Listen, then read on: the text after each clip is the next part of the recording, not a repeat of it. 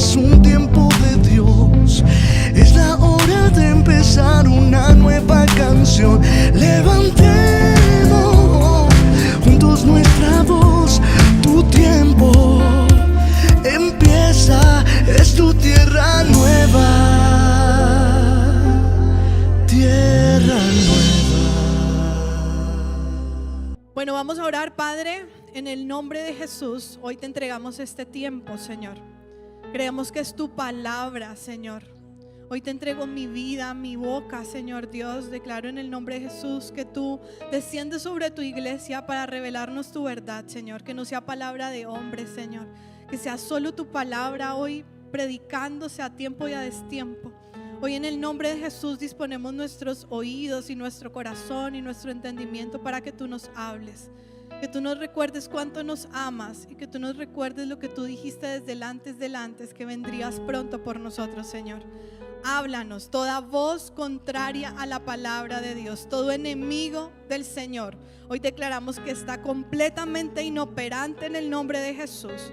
Hoy destruimos toda artimaña de las tinieblas en el nombre de Jesús. Atamos al hombre fuerte y silenciamos toda voz contraria a tu palabra. Y declaramos, Señor Dios Todopoderoso, que tu Santo Espíritu está en medio de nosotros para enseñarnos, para instruirnos y para alentarnos. En el nombre de Jesús, amén y amén.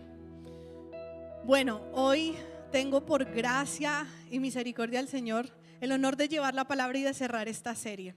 Cuando mi esposo supo que tenía que viajar a Guatemala, el Señor le indica que debo cubrirlo y empiezo a preguntarle al Señor cuál es la palabra que debo llevar para cerrar la serie del asombro. Y a lo largo de esta serie hemos visto cómo muchas cosas en el mundo en esta temporalidad nos sorprenden, pero nos ha recordado el Señor cómo Jesús es la fuente de nuestro asombro, amén. Pero el Señor me regala hoy un mensaje que quiero compartirles porque hay un asombro mayor que aún no ha sucedido. Piensa por un momento en cuál es el mayor asombro en tu vida. ¿Cuál es el momento en donde tú has dicho, wow, o sea, lo que el Señor ha hecho en este momento de mi vida fue top? ¿Cuál fue el mayor asombro? Piensa por un momento. No sé, fue el día en que te casaste, que tuviste tus hijos, en el que viste cumplida una promesa, en el que tuviste un milagro de sanidad. No sé cuál sea el mayor asombro, pero tenlo ahí como referencia porque más adelante lo vamos a citar. Sin embargo, ¿estamos de acuerdo en que Jesús es la fuente de nuestro asombro? Jesús es la persona más asombrosa que fue, que es o que podría ser jamás. Nadie ha pisado la tierra, nadie pisará jamás la tierra con un asombro tan poderoso como Cristo. Nadie podrá causar un asombro tan poderoso como Dios mismo, Jesucristo, que es la verdad. Y cuando hablamos de un personaje histórico, generalmente hablamos, por ejemplo, de una biografía. Pero resulta que la biografía de Jesús tiene una particularidad. Porque la biografía de Jesús habla de 3 tiempos: pasado, presente y futuro. Todas las biografías que nosotros podemos conocer de un personaje bíblico generalmente hablan de lo que se hizo, de lo que fue. Pero en Cristo, la biografía de Cristo tiene una particularidad y es que tiene puntos suspensivos al final. ¿Por qué? Porque nuestro Dios sigue vivo y porque su biografía termina con la frase: vendré otra vez. La particularidad de la biografía de Jesús es que aunque se ha anunciado los hechos que están por venir, aún la historia no los ha registrado. Proféticamente se sabe lo que va a pasar, pero aún la historia no lo ha registrado. Y es una biografía que no tendrá fin. Y el Señor me recordaba y quiere recordarnos como iglesia que Cristo vino la primera vez para entregar salvación, pero que Cristo vendrá por segunda vez para entregar juicio y para reinar. ¿Estamos de acuerdo con eso? Su primera venida tuvo que ver con salvación y su segunda venida tiene que ver con juicio y con reinado. La primera venida de Jesús, en la primera venida, Él se hizo como nosotros y su llegada a la tierra fue percibida por unos pocos testigos. Pero en su segunda venida, Él vendrá como rey y todo ojo lo verá. En la primera venida, Él viene como un cordero, pero en la segunda venida, Él viene como el león de Judá. En la primera venida, Cristo se hizo justicia para salvarnos, cargó todo el pecado para salvarnos, pero en la segunda venida, Cristo hará justicia, implantará la justicia divina. En la primera venida, Cristo vino a la tierra a morir, pero en la segunda venida, Cristo viene a la tierra a reinar. Y toda la iglesia se sostiene en el tiempo por esta promesa, porque Él dijo que un día volverá por nosotros. ¿Estamos? Ok. Entonces, piensa en el día más asombroso del cual te pregunté al principio. Quiero decirte que a pesar de lo asombroso y maravilloso que fue ese día que tú identificaste, en nada se compara con el asombro sobrenatural que veremos y viviremos y protagonizaremos cuando Cristo regrese por su iglesia. Ese va a ser el día más asombroso que la iglesia de Cristo vivirá y experimentará. Ningún otro día va a ser más asombroso que el día que Cristo regrese por su iglesia. Y a veces predicar de los últimos tiempos para la iglesia no es muy cómodo, porque cada uno anda en lo suyo y entonces como así que Cristo viene pronto y viene aquí, pues yo andaba en esto, como que, ¿por qué no se demorará otro poquito? Si yo iba tan bien, ¿por qué viene? Pero resulta que el hecho o el suceso de los últimos tiempos, el principio, es el día en que Cristo retorna a Él su iglesia. Es el primer hecho de los últimos tiempos. Los últimos tiempos son una serie de sucesos. No voy a entrar en detalle porque no quiero dar una clase acá de escatología, eso después lo ven en otros espacios. Pero hay un primer hecho, y es el día por el cual esperamos. El día por el cual tú sigues viniendo a la iglesia. Porque tú vienes a la iglesia no porque la iglesia sea un instrumento solamente para hacerte una mejor persona, porque pues hay que ser buena gente, entonces hay que ir a la iglesia para aprender a obedecer a Cristo, o porque ya me acostumbré y crecí en un hogar cristiano y entonces en el hogar cristiano pues celebramos que el domingo es el día del Señor, entonces voy a la iglesia. O soy cristiano porque pues sí, yo reconozco a Jesús, pero vivo sin ver la promesa de lo que vendrá. Tú vienes a la iglesia, tú proclamas el nombre de Cristo y tú vives por Cristo por la promesa de que Cristo un día dijo que iba a volver por ti. Eso es lo que sostiene nuestra fe.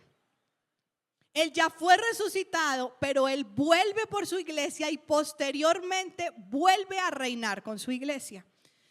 Y en medio yo no sé si ustedes han estado en un lugar, por ejemplo, en una clínica, ponen un mapa, ¿sí? Como parte de las normas de seguridad y salud en el trabajo y evacuación y todo lo demás. Tiene que haber un mapa en un lugar visible en donde a usted le dicen, vea, si pasa alguna emergencia, usted está aquí y las salidas de emergencia van para allá, para acá, ¿cierto? Pero ese mapa te ubica dónde estás. Bueno, esta prédica quiere ubicarte a ti y a mí como iglesia en el periodo de los últimos tiempos. Dentro de ese periodo, tú y yo estamos en el primer suceso, el primer hecho asombroso y el día más asombroso. Y quiero que lo veamos a la luz de dos pasajes bíblicos. Primera de Corintios 15, del 51 al 54. Abran sus Biblias, prendan sus Biblias. Bueno, si no trajo Biblia ni tiene la Biblia en el celular, lea la Biblia de la pantalla, pero use la Biblia porque la iglesia de los últimos tiempos tiene que ser una iglesia también instruida en la verdad que es la palabra de Dios. Y voy a leer dos pasajes, estos dos pasajes están hablando del mismo momento, el suceso en donde Cristo regresa por su iglesia. ¿Lo tienen? Contexto, está hablando el primero, en los dos versículos está hablando el apóstol Pablo, uno habla a la iglesia de Corinto y el segundo que vamos a leer está hablando a la iglesia de Tesalónica, pero vamos a leer el primero de Corintios. Fíjense bien en el misterio que les voy a revelar, está hablando el apóstol Pablo y está mencionando que lo que va a contar es un misterio porque aún no ha sucedido, pero ya fue revelado. Quiero que lo entendamos de esa manera. Los últimos tiempos están próximos a acontecer, pero ya fueron revelados. Dice el apóstol Pablo, no todos moriremos, pero todos seremos transformados en un instante, en un abrir y cerrar de ojos, al toque final de la trompeta. Pues sonará la trompeta y los muertos resucitarán con un cuerpo. ¿Se durmieron? Con un cuerpo incorruptible. Y nosotros seremos transformados. Porque lo corruptible tiene que revestirse de lo incorruptible y lo mortal de lo inmortal. Cuando lo corruptible se revista de lo incorruptible y lo mortal de lo inmortal, entonces se cumplirá lo que está escrito. La muerte ha sido devorada por la victoria. Hay 3 elementos que voy a rescatar de este pasaje antes de pasar al siguiente.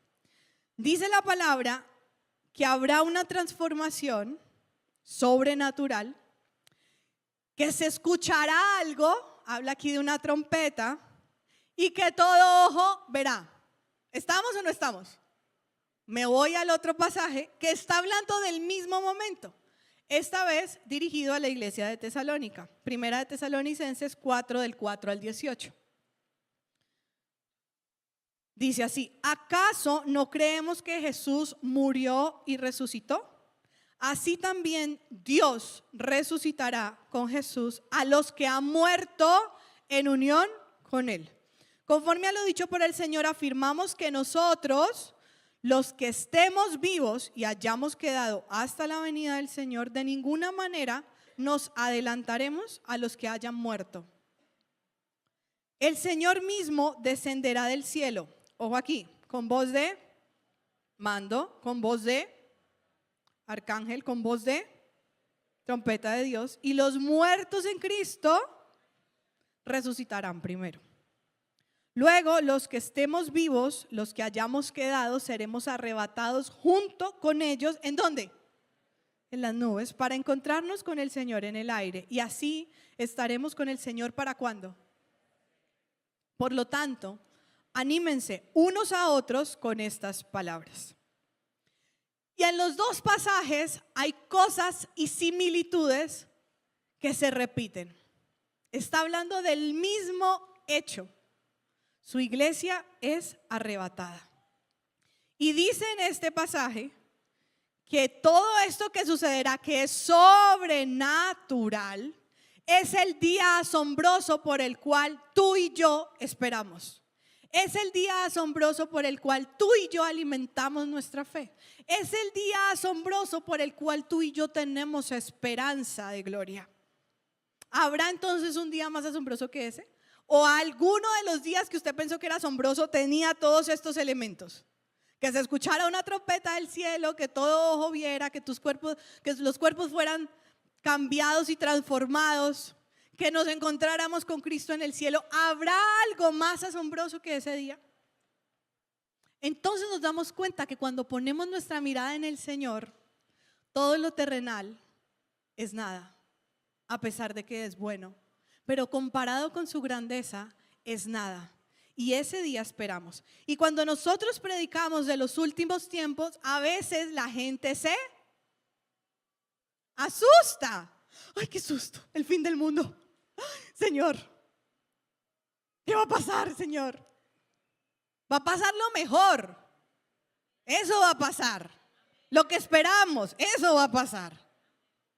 La iglesia de Cristo debe empezar a entender los últimos tiempos desde la perspectiva correcta, y la perspectiva correcta es la identidad de hijos e hijas de Dios.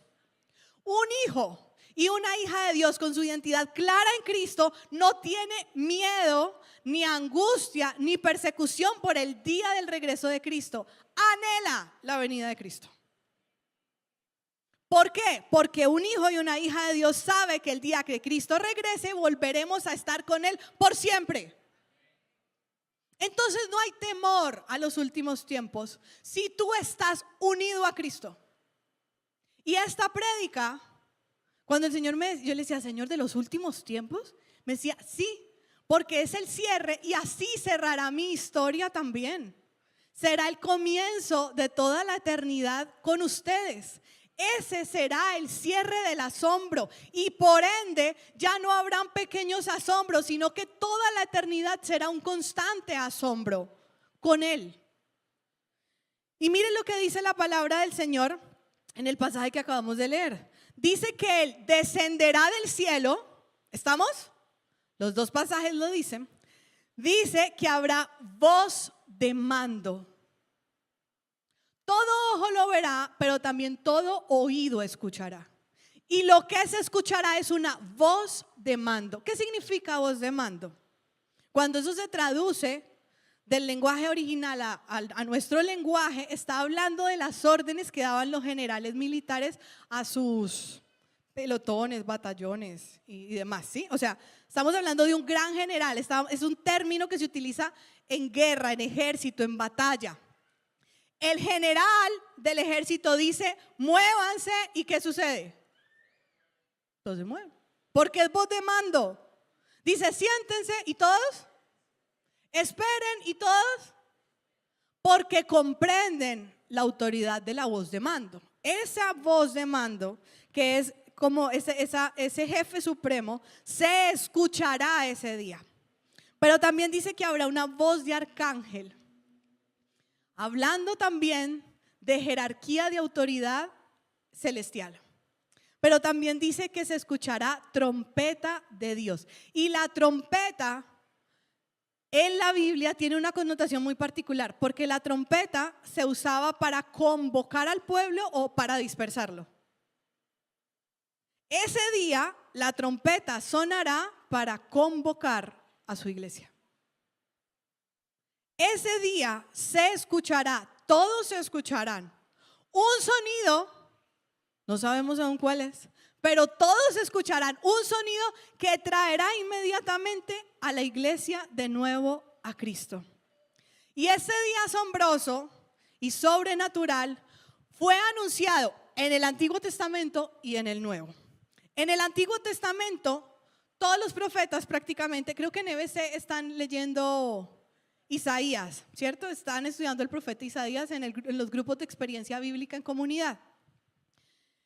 Daniel, Isaías, Jeremías, Ezequiel, Joel, Zacarías, entre otros, son profetas que en el Antiguo Testamento mencionaron este día asombroso. Hablaron de este día asombroso. Registran en las escrituras este día asombroso.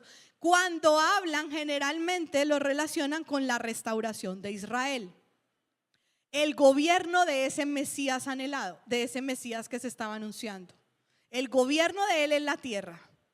Pero resulta que en el Nuevo Testamento se habla de este día muchísimas más veces y con más detalles que en el Antiguo. Y vemos, por ejemplo, el apóstol Pedro, el apóstol Juan, el apóstol Pablo, el autor de Hebreos, que dan muchas más menciones y especificidades como las que acabamos de leer en los dos antiguos pasajes. Ellos dan detalles porque ha sido un misterio que fue revelado para ellos para animar a la iglesia de Cristo desde ese tiempo hasta nuestros días. Pero también hay dos personajes que hablan de ese tema y son los ángeles. Pasaje sobre el cual los ángeles hablan de este día asombroso está en Hechos 1:11, que es el momento en donde Cristo está ascendiendo al cielo en su cuerpo transformado y resucitado, y están los discípulos, ¿cierto? Están con él y les están recibiendo las últimas instrucciones, y Cristo dice la palabra que él, ¿se durmieron? No, o sea, la venida de Cristo nos puede coger dormidos, iglesia. Ok, entonces dice la palabra que Cristo empieza a ascender al cielo. Y entonces los discípulos se quedan así. Pues imagínense eso, ¿cómo se vería? O sea, queda uno estupefacto, ¿no? Ver ascender a nuestro Señor Jesucristo. Y yo no sé cuánto tiempo se quedaron así. Y está como el momento de wow, ¿qué pasó? ¿Cómo así que se fue? Pero dijo que iba a volver, pero que venía el Consolador y que lo tenía, y que no nos dispersáramos. Todas las instrucciones que Cristo les da en ese momento. Y dice que aparecieron dos ángeles y le dijeron, vea, ¿qué hacen ahí? Entonces, ¿qué? ¿Se van a quedar ahí todo el tiempo? ¿Qué? Más o menos es lo que parafrasean. Dos ángeles los sacan como del momento de asombro y les dicen, así como lo vieron irse, así vendrá. Los ángeles testifican que este momento asombroso sucedería. Y sucedería así, visiblemente. Todos lo verían subir, vendría entre las nubes y estaría acá, reinando. Pero la otra cita que quiero compartirles es el mismo Jesús que habla de qué va a pasar ese día cuando Él regrese. Y para eso quiero que me acompañen a Juan 14, del 1 al 4. Juan 14, 1 al 4. Hay varias referencias en donde Jesús habla de ese momento, pero yo escogí esta que fue la que más se ajusta a lo que el Señor nos quiere enseñar, porque la primera frase es contundente. ¿Cómo comienza este pasaje diciendo? No se angustien. ¿Por qué? Porque los discípulos estaban angustiados. ¿Cómo así que te vas? Y entonces, ¿qué pasa con nosotros? O sea, ¿y entonces yo qué? ¿Y quién va a venir? ¿Y quién me va a acompañar? ¿Y quién nos va a rescatar de la opresión? Y entonces la opresión todavía sigue. Y Jesús les dice, no se angustien. Y nos dice a la iglesia hoy, a Tierra Nueva, hoy, te dice a ti hoy, no te angusties. Confíen en Dios y confíen también en mí. En el hogar de mi Padre hay muchas viviendas o moradas. Si no fuese así, les habría dicho yo a ustedes que voy a prepararles un lugar allá. Y si me voy y se los preparo, vendré, ¿para qué? Para llevarlos conmigo. Él no va a preparar nada solo porque sí, Él lo prepara para ti y para mí. Sigue diciendo, así ustedes estarán donde yo esté.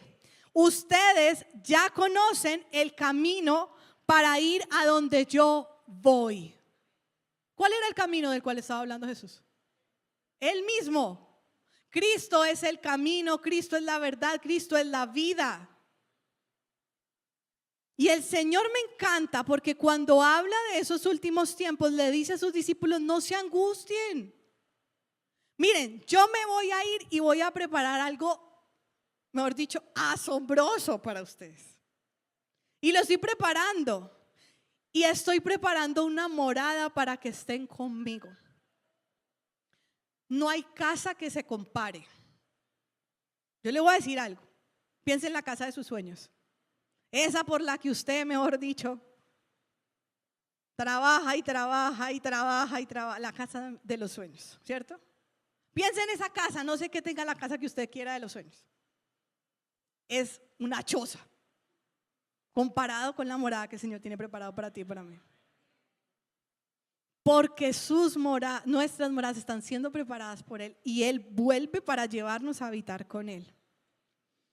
Y hay 5 aspectos de asombro que quiero compartir con ustedes de ese día asombroso. ¿Por qué ese día es asombroso? Primero, porque es un asombro que todos verán.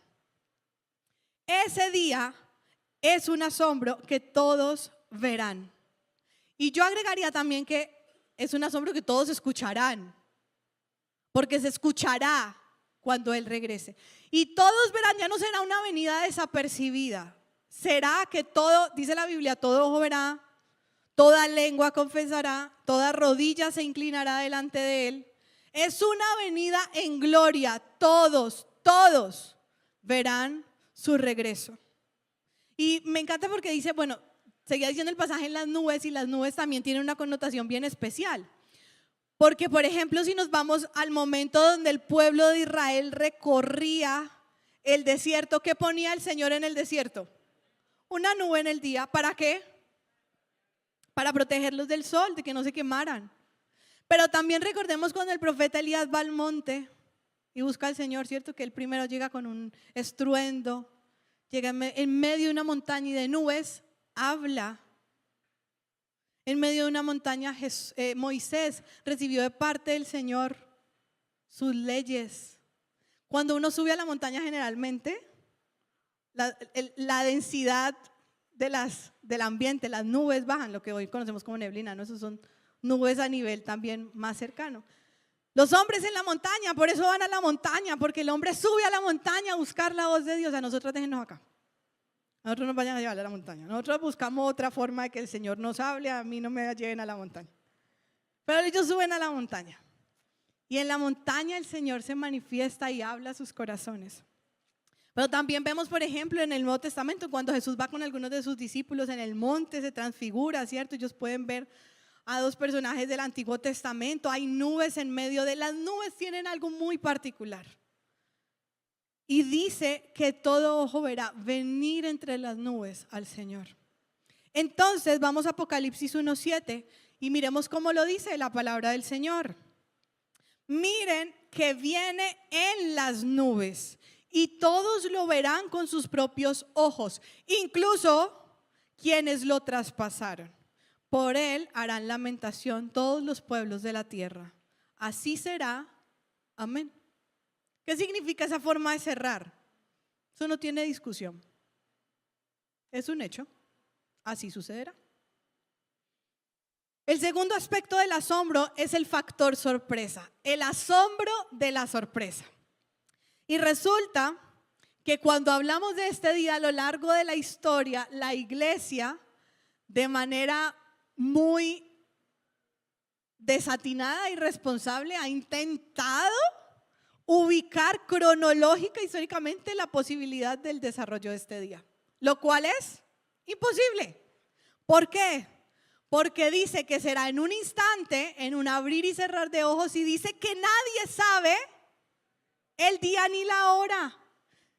Y aquí quiero que me acompañen a Hechos 1 del 6 al 8. Hoy vamos, cada punto que yo voy a presentarles tiene un sustento bíblico. Me parece maravilloso que tú tomes nota porque hay muchas citas bíblicas y los que no toman nota quiero que me enseñen a memorizar cómo lo hacen, porque yo me olvido de los versículos. Me parece súper importante que los tengamos presentes. Hechos 1 del 6 al 8 dice: entonces los que estaban reunidos con él preguntaron: Señor, ¿es ahora cuando vas a establecer el reino de Israel?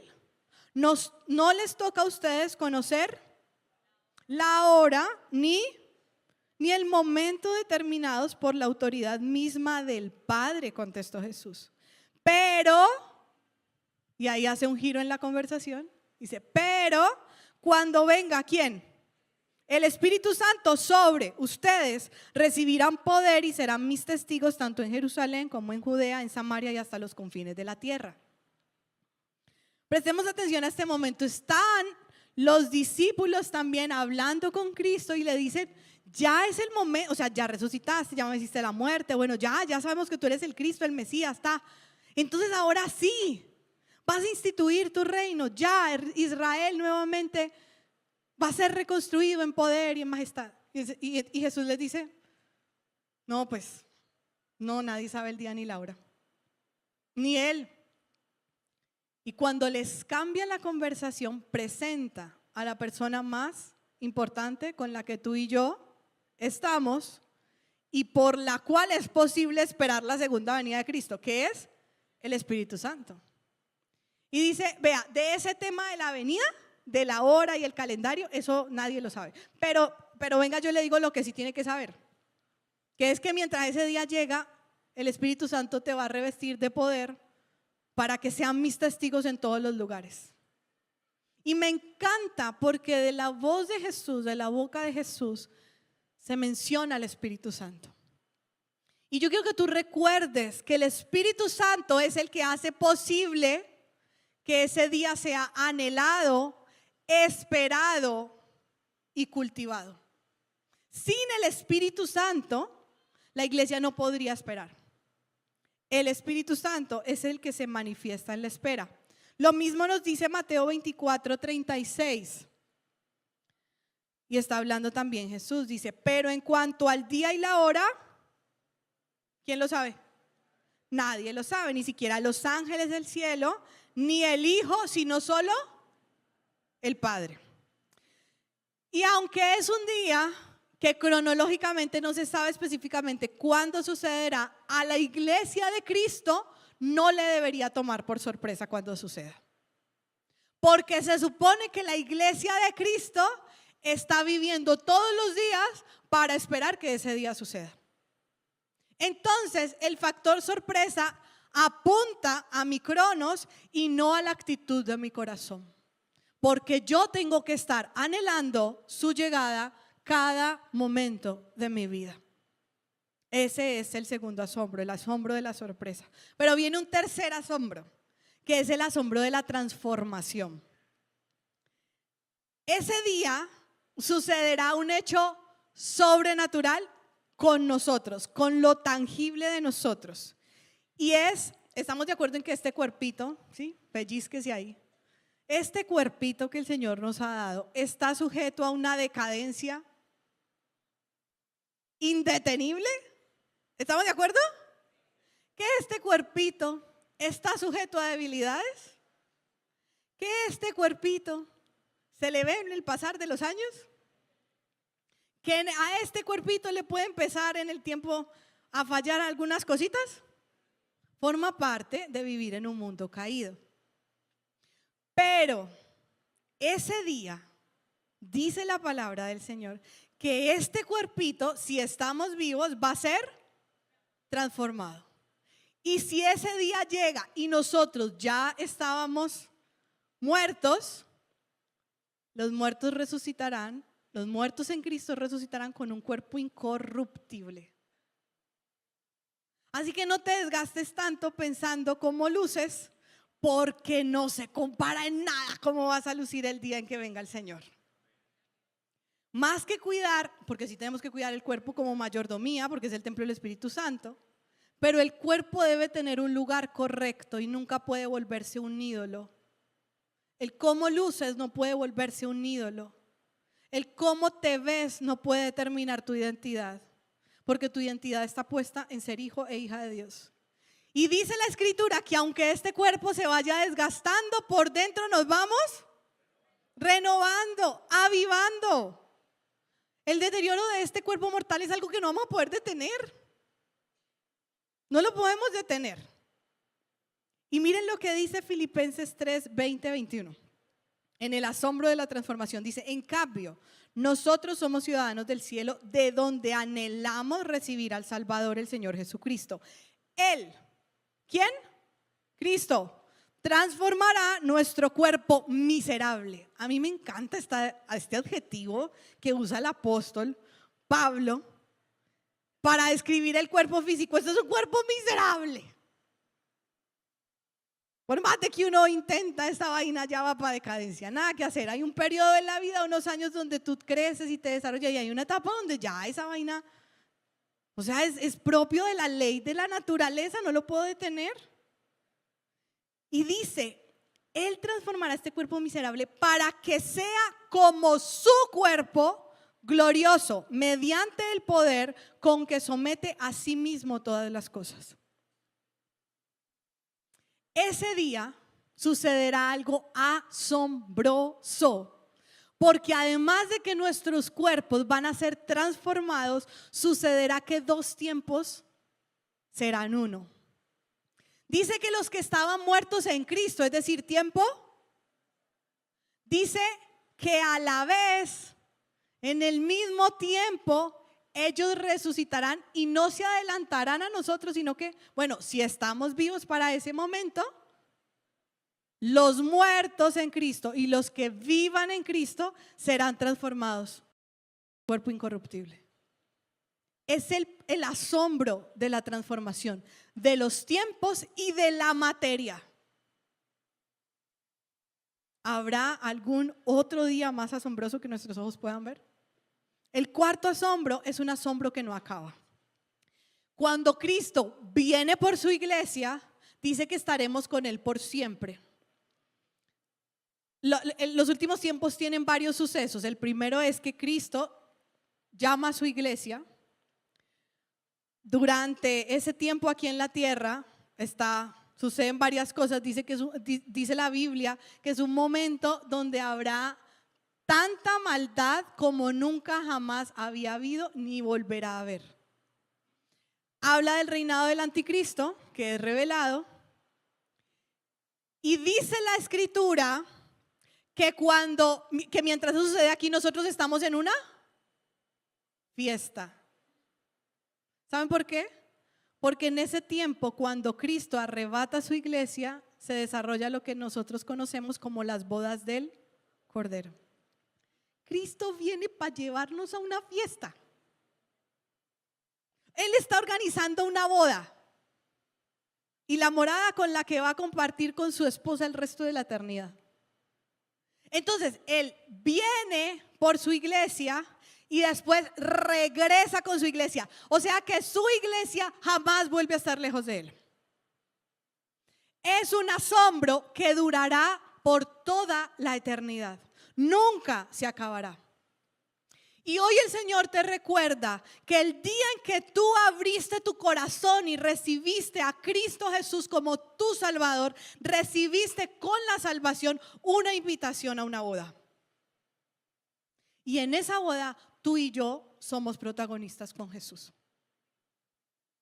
Y tú puedes seguir viviendo tu vida, viniendo a la iglesia, siendo padre o siendo hijo o siendo trabajador o siendo empresario, ignorando y haciéndote como el de la vista gorda con este día. Pero es un día indefectible en nuestra historia. Y la pregunta es, ¿cómo estamos esperando ese día? Porque el último asombro de ese día asombroso es el asombro del alivio. Cuando Él venga por su iglesia, dice que Él nos lleva a un lugar donde no hay llanto, ni dolor, no hay memoria de lo pasado, no hay esa angustia que nos toca vivir a veces en este mundo, no hay enfermedad, vivimos en un cuerpo incorruptible. Ya no hay dolor, hay plenitud de gozo por toda la eternidad. Y conocer los 5 asombros del día más asombroso de tu vida nos tiene que llevar como iglesia a anhelar su venida. ¿Estamos o no estamos? Porque tú y yo no podemos seguir teniendo una vida de religiosidad, iglesia. Cuando Cristo venga, anhela no corazones religiosos, sino corazones avivados, fervientes, ardientes, enamorados de la presencia del Señor. Así que entender estos asombros nos lleva a anhelar su venida y nos motiva a vivir esperando su regreso. ¿Qué estamos haciendo para preparar nuestros corazones y nuestras familias para el regreso de Cristo? Pero vamos a ser vulnerables, somos humanos. ¿Cuánto tiempo ha pasado entre esa promesa y hoy? ¿Cuánto? 2025 años más o menos, ¿cierto? Entonces uno puede decir, no, pues Él dijo que ya venía, ya han pasado 2025, eso falta, yo creo que eso falta. ¿Quién sabe? Miren lo que dice la palabra del Señor sobre su tardanza, 2 de Pedro 3:9. Y aquí es donde la iglesia de Cristo debe despertar. Miren lo que dice 2 Pedro 3:9. El Señor no tarda en cumplir su promesa, según entienden a algunos la tardanza. Más bien, Él tiene paciencia. Diga conmigo, porque no quiere que nadie perezca, sino que todos se arrepientan. ¿Cuánto tiempo más puede pasar a la venida de Cristo de hoy en adelante? En nuestro cronos puede ser mucho, puede ser poco, pero hay un propósito. Él anhela que en ese tiempo toda lengua y toda nación conozca el nombre de Cristo. Y tú y yo fuimos parte de la iglesia, somos parte de la iglesia para que eso se cumpla en los lugares y en los corazones que aún no han recibido a Cristo. Quiero decirte que quiero que inspecciones y empieces por tu casa, porque uno dice, no, toda lengua, toda nación, me voy por allá a las tribus del África. Faltan las tribus del África, faltan las etnias, de verdad algún día queremos ir, eso sí suena chistoso, pero en realidad un día queremos ir a conocer las etnias de Santa Marta, que profesaron su fe por Cristo y fueron excluidos de su tribu, nativos, y están traduciendo la Biblia a su lengua, a su dialecto. Eso es una cosa asombrosa, ¿o no? Pero yo quiero que entiendas que muy chévere, algún día queremos también ir. Pero hay una tribu cerca de ti. Tú tienes que verificar tu tribu, tu casa, tus hijos, tu esposa, tu esposo. Ellos son la primera nación que debe proclamar a Cristo. Es la primera nación que por ti tiene que ser discipulada y evangelizada. Y entonces, cuando pensamos en la tardanza y en la espera, entonces nosotros decimos, no, pues, eso como que se demora, yo puedo seguir en mis asuntos, sigo en lo mío, porque eso se va a demorar 2025 años. Puedo seguir en lo mío, y más bien cuando yo de pronto vea que como que ya la cosa se pone color de hormiga y como que él ya viene, entonces yo de una vuelvo y me a juicio. No te va a dar tiempo, porque va a ser en un abrir y cerrar de ojos. ¿Dónde estabas? Donde estuvieras te agarró. ¿Qué estabas haciendo? Lo que estuvieras haciendo, él ya vino. ¿Qué estabas diciendo? Lo que estabas diciendo, y él vino. Por eso la iglesia espera con ansias y santidad ese momento glorioso y asombroso. Y muchas veces escuchamos hablar de estos momentos como a nivel de iglesia, como un momento, como un instrumento de presión, ¿no? Si usted peca, en la juega que Cristo viene. Mucho cuidado porque... Y lo que Cristo está diciendo es, no se angustien. Yo vengo por ustedes y mientras yo acomodo allá, ustedes van a ser sostenidos por la obra del Espíritu Santo para esperarme. O sea que en este tiempo nosotros tenemos que darle completa importancia a la persona del Espíritu Santo, porque a través de su obra yo puedo esperar. Si no, yo me canso en la espera. Y hay 3 actitudes que de parte del Espíritu Santo nos van a ayudar a esperar ese momento. La primera actitud, dígale al que está al lado por si está dormido: atento y despierto. Si se durmió, levántelo. Atento. ¿Cuál es la primera actitud que el Espíritu Santo forja en nosotros para esperar su regreso? El estar atentos y despiertos. Cuando la Biblia habla espiritualmente estar dormidos, está haciendo referencia como a un estado como de carencia de sensibilidad espiritual. Cuando la Biblia habla de que están dormidos, hay que despertarnos, porque lo que está sucediendo cuando alguien duerme espiritualmente es que carece de sensibilidad espiritual. Y la palabra nos dice, esta imagen la escogí, me pareció muy particular, porque a veces estamos así. Nos pintamos ahí los ojos, pero estamos así roncando. Y venimos a la iglesia y parecemos despiertos, pero nuestro corazón está dormido. Y leemos la Biblia y parece que nuestros ojos leen, pero no disciernen. Y parece que estamos, mejor dicho, en un tiempo de alabanza, así aplaudimos y gloria al Señor y alzamos las manos, pero no experimentamos el gozo de la salvación en nuestro corazón. Pareciéramos despiertos, pero estábamos dormidos. Y hoy es un día donde el Espíritu Santo nos dice: iglesia, despierten, porque Cristo viene por ti. No sé si les ha pasado, pero a los que tenemos hijos pequeños o adolescentes, uno les dice, bueno, tenemos tanto tiempo para salir, ¿no? Yo voy a ir abajo, voy terminando acá y usted se va arreglando, pero que tenemos que salir. Y a veces uno sube y está así. ¿Qué pasó? ¿Pero por qué están dormidos? Yo les dije que se levantaran, ahora nos cogió la tarde a todos, mire. ¿Qué hace eso? Nos retrasa, iglesia. Y el Señor nos está diciendo en 1 Tesalonicenses 5, del 6 al 11, prestemos atención. Diga ahí donde está, levante su manito: Espíritu Santo, abre mi entendimiento y habla mi corazón.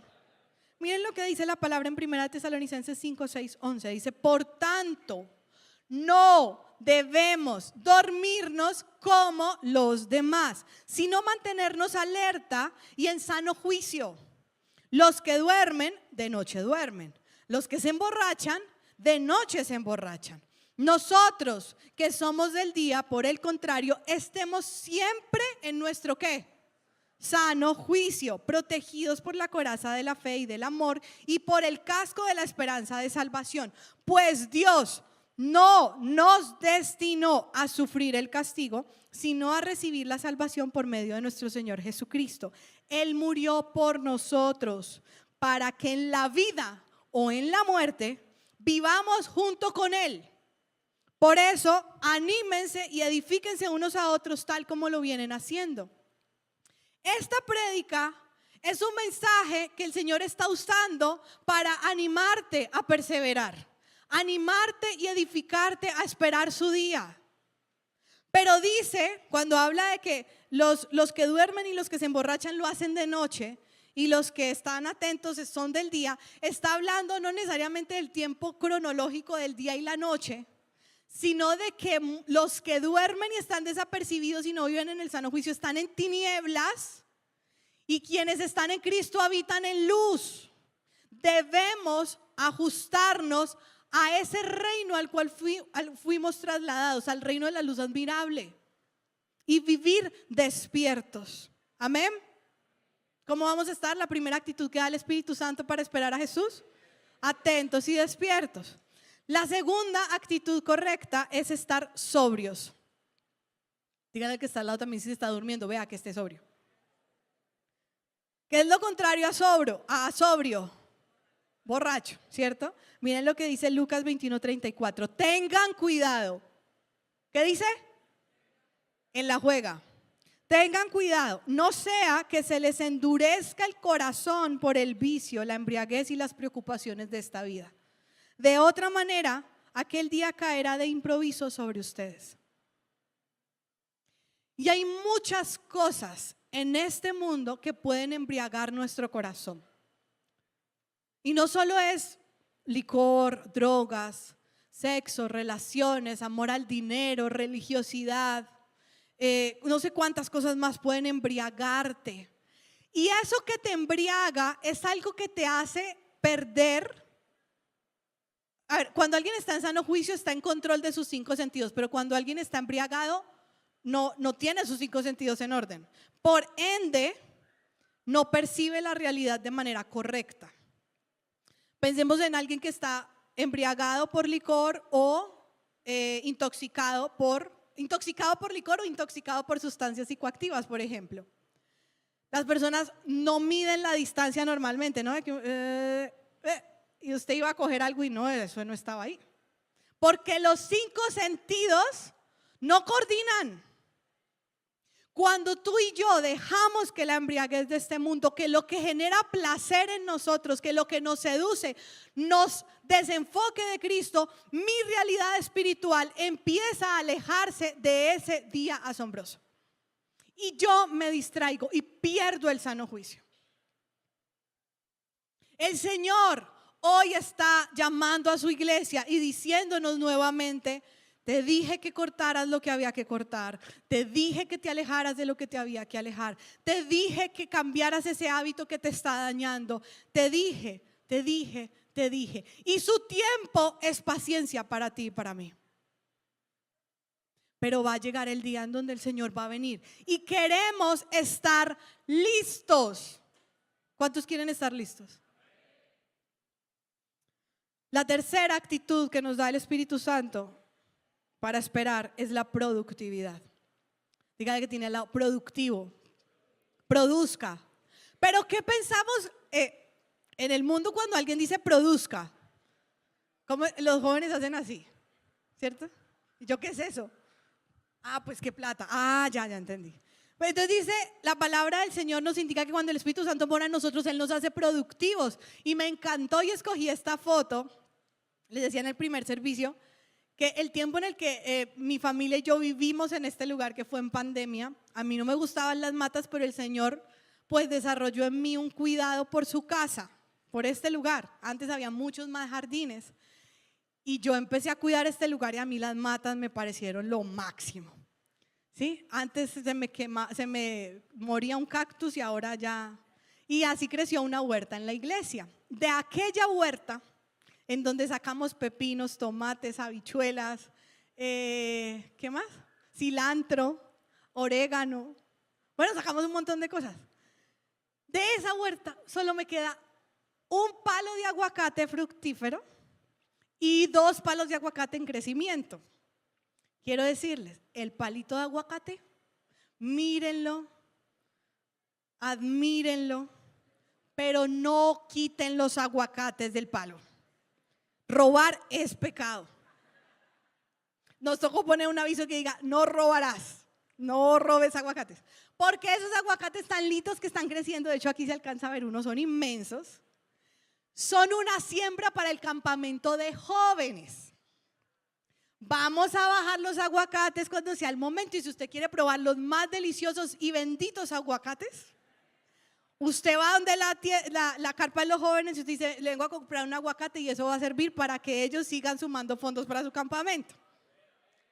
Hay que ser productivos. Ya quedaron muy bien. O me dieron ahí para los fondos del campamento. Estamos clamando por Dios bendito para que el Señor derrame provisión. Miren, de verdad, ellos están haciendo un gran esfuerzo. Los chicos se les activó todos los emprendedores que llevan dentro y están buscando todos sus recursos para ir al campamento. Pero cuando yo escogía esta foto, pensaba en un fruto, y esa es la productividad de la cual el Espíritu Santo nos habla de desarrollar antes de la venida de Cristo. Es la productividad de su fruto: amor, alegría, paz, paciencia, bondad, amabilidad, fidelidad, humildad y esa es la vida productiva que el Señor te manda y nos manda a tener. No que tú aumentes los ceros a la derecha en tu cuenta necesariamente. Es que yo soy muy productivo porque tengo muchos ceros a la derecha en mi cuenta. No, eso no es productividad necesariamente. Productividad es que tú tengas un cero a la derecha o 1000 ceros a la derecha, tengas la capacidad de administrar y multiplicar lo que tienes. Pero finalmente eso es añadidura. El Señor no te ha mandado a ser productivo solo en cosas tangibles, nos ha mandado a ser productivos en la vida espiritual. Entonces, cuando Cristo venga, la pregunta es: ¿qué tan llena del Espíritu y qué tan lleno del Espíritu estamos? Esa es la pregunta. Esa será la respuesta a tu nivel de productividad. Porque tú, ante la productividad y ante la tardanza, digo tardanza entre comillas, del Señor, tú puedes decir: no, pues como no ha venido, pues yo me relajo y sigo en lo mío. O podrás decir: no, pues como Él ya viene, pues mejor no hagamos, ¿no? Como Él ya viene, pues ¿para qué le pagamos al banco? Que ya viene. Él me perdona todas mis deudas, entonces yo ¿para qué le pago al banco si Él ya viene? ¿Eso dice la Biblia? No, pues yo vivo en unión libre y ya, pues si ya viene Cristo, pues ¿para qué me caso? No, pues ya viene. No, pues ya viene Cristo, ¿como para qué estudio para el parcial? Sí, que un título en el cielo, ¿para qué me sirve? No, yo mejor no hago nada. ¿Cómo se llama esa actitud? Negligencia. Y Dios no nos ha llamado a ser una iglesia negligente, nos ha llamado a ser una iglesia fructífera, que espera de manera productiva la venida de su Señor. Y yo quiero decirte y recordarte, como el Señor me lo recordó a mí en este mensaje: no hagamos de la tierra el cielo. Nuestro cielo no está aquí. Nuestra ciudadanía es de allá. De allá vinimos y allá volvemos. Por ende, todo lo que tú y yo podamos construir aquí, gloria a Dios, porque por gracia se puede construir, pero nada te va a llenar, porque no somos de aquí. Entonces lo que produzcamos aquí, lo que queramos retener aquí, no va a servir de nada. Nunca nos va a llenar el corazón. Y vamos a correr y correr tras el viento, en vez de correr y correr la buena carrera para la venida de Jesús. Cuando tú y yo esperamos la venida de Cristo, no corremos tras el viento, corremos disciplinadamente detrás de su promesa. No corremos sin esperanza, corremos con la esperanza de que Él viene por nosotros. Así que no te desgastes ni sigas corriendo tras el viento, queriendo acumular o producir cosas que solamente tienen injerencia para este mundo. No acumulen tesoros en la tierra, dice la palabra, porque aquí todo se va a echar a perder. Cultiva lo que se permanece allá. Nuevamente repito, la iglesia de Cristo debe ver los últimos tiempos desde la perspectiva correcta. Y la perspectiva correcta es la identidad de hijos e hijas. Si soy hija y si soy hijo, anhelo su venida. Si soy hija y si soy hijo de Dios, procuro su regreso. Si soy hija e hijo de Dios, yo me guardo para Él. Porque el momento más asombroso de mi vida está por suceder. Cuando nosotros recordamos este hecho, que es el primer hecho prácticamente de la etapa final de los últimos tiempos, nosotros tenemos que entender que ya recibimos la invitación a nuestras bodas con el Señor. Y no queremos dejar un novio plantado, amén. Imagínense que ya sea el momento de la boda. Y entonces, no, vea, que ya llegó el novio ya está allá en el altar esperando a la novia. Y ya llegaron los invitados y ya tienen toda la comida. Y ya solo falta usted, novia. Y la novia aquí con el rulo. Le están pintando las uñas, ¿cierto? No tiene el vestido arreglado porque le queda grande. Hago la similitud porque esa es la similitud que la palabra usa, de que la iglesia es una novia que se da en casamiento. Cuando tú te vas a dar en casamiento, esa etapa se llama estar comprometido, ¿cierto? Me pidió la mano, por eso el orden es que un hombre pide la mano y da su anillito de pedir la mano, ¿o no? Todo en orden y con propósito, ¿o no? Entonces él le dice: yo me comprometo contigo y nos vamos a preparar para casarnos. Cuando se casan, ya le da el otro anillo, que es la argolla, ¿cierto? Pero ¿qué significa estar comprometido? ¿Qué creen que significa estar comprometido? ¿Yo puedo hacer lo que quiera necesariamente o tengo un enfoque con una persona con la que estoy caminando hacia compartir el resto de mi vida? Entonces me preparo. Tú y yo estamos comprometidos con Cristo. Y Cristo regresa para llevarnos a las bodas del Cordero. Y no podemos llegar sin estar listos. Tenemos que estar listos. Y esta palabra es una palabra de ánimo, pero especialmente es una palabra que quiere recordarte que tú y yo debemos estar reconciliados con el Señor. Que cuando el Señor venga, tu corazón esté reconciliado con el Señor. Que todos los días tú tengas asuntos resueltos y no pendientes con nadie. No retengas el perdón porque Cristo viene pronto. No dejes que haya más raíces de amargura en tu corazón porque Cristo viene pronto. No seamos más negligentes espiritualmente porque Cristo viene pronto. Todo ojo verá y tus oídos y los míos escucharán una voz de trompeta que nos convocará al día más asombroso de nuestras vidas. El mejor día de nuestras vidas. El mejor día pudo haber sido cuando tú creciste o naciste de nuevo, que fue cuando aceptaste a Jesús como Señor y Salvador. Pero tú eres una nueva criatura y caminas como nueva criatura porque vas a ser transformado cuando Cristo venga. Y moraremos con Él por toda la eternidad y reinaremos con Cristo, dice la Biblia. Y el momento glorioso fue reservado para ti, para mí. Imagínate, Cristo viene para llevarte a una fiesta. Ya. Cristo preparó una fiesta para ti y para mí, para celebrar nuestra unión por siempre. Así que si tú hoy quieres responder a esta invitación, yo te pido que te pongas en pie. Si tú verdaderamente en tu corazón quieres decir: Dios, ya, yo sé que tú, Jesús, vienes, pero de verdad quiero prepararme para recibirte. Porque quiero recordar que el que viene, el que esperamos, viene en calidad de rey. Y un rey demanda honra, sujeción, honor. Y eso es lo que tu corazón y el mío quiere entregarle al Señor. Levanta tus manos ahí donde estás y vamos a orar al Señor. Padre, hoy descansamos en ti, Señor, en tu promesa de que tú vienes pronto, Jesús. Hoy declaramos que nuestros oídos espirituales son abiertos, que nuestros ojos espirituales son abiertos, que nuestros corazones son uno contigo, Señor.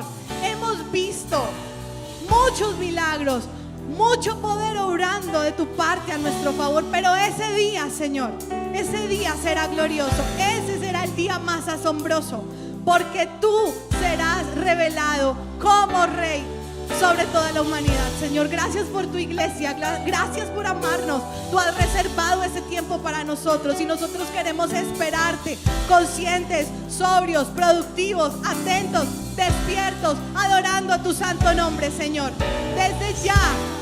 Desde ya preparamos tu camino. Tu reinado ya se empieza a extender, Señor. Espíritu Santo, dígale ahí con todo su corazón: Espíritu Santo, enséñame e instrúyeme a esperar a Jesús como mi amado, Señor. Porque parte de mi actitud en la espera demostrará cuánto amo a Jesús.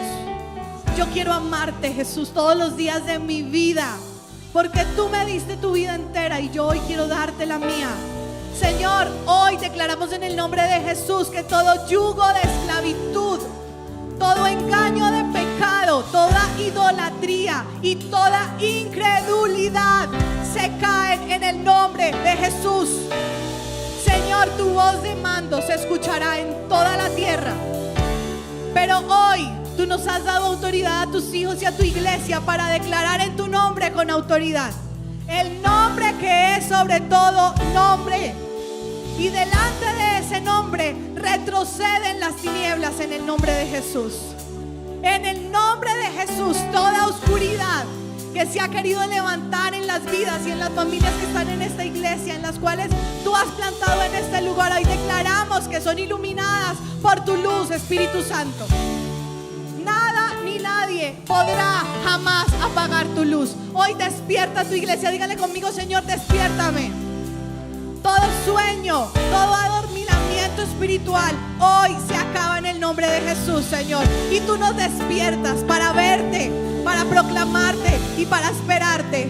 Iglesia, vamos a adorar al Señor, porque el que vino un día como siervo, hoy viene como león de la tribu de Judá. Y levantamos nuestra voz para proclamar su autoridad. Declaramos con nuestra boca que Él es santo, santo, santo, que nada ni nadie jamás podrá hacerle frente. Levanta tu corazón en adoración al Rey y dile con tu corazón que Él es santo y que la santidad del Señor está en tu corazón. Grita: